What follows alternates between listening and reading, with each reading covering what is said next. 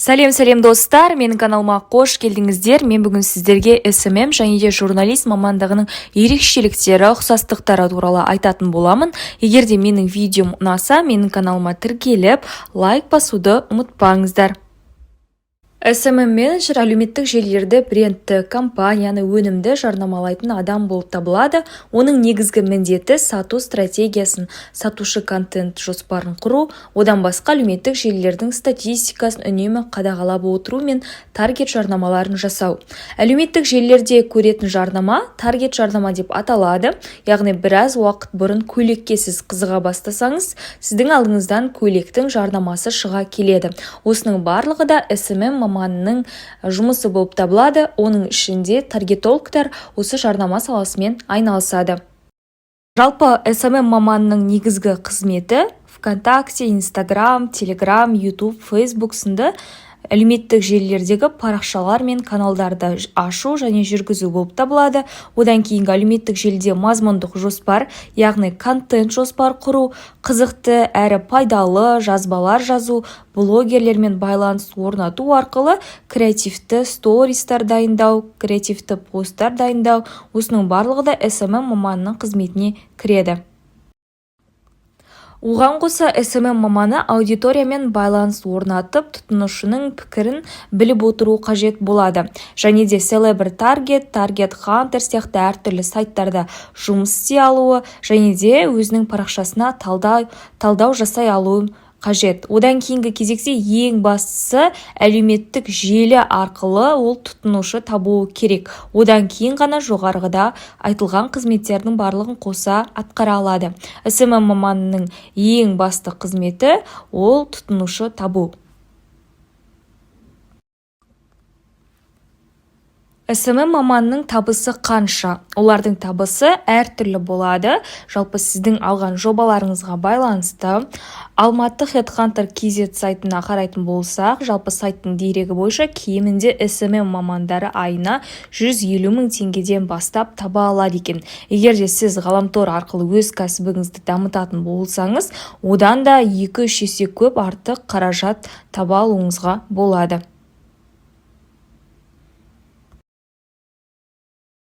SMM маманы болу үшін не істеу қажет?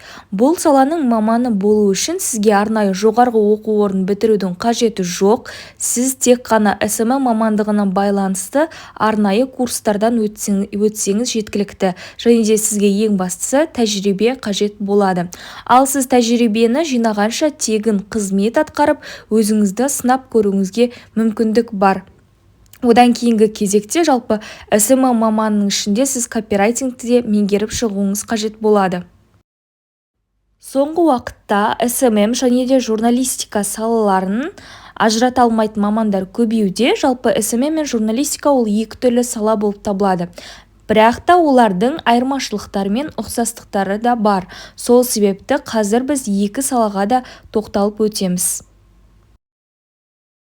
Ең алдымен журналистика саласына тоқталып өтейік. Журналист ол ақпаратпен жұмыс істей алатын, фактілерді барлығында салыстырып бағалай алатын, және де тез, сауатты, оңай, және де сонымен қатар қызықты ақпарат жаза алатын маман болып табылады. SMM маманы да айтылған осы қызметтерді атқарады, бірақтан да оның айырмашылығы ол мәтінге қарағанда сол мәтінді қалай әдемі етіп аудиторияға жеткізу керектігін ойлайды.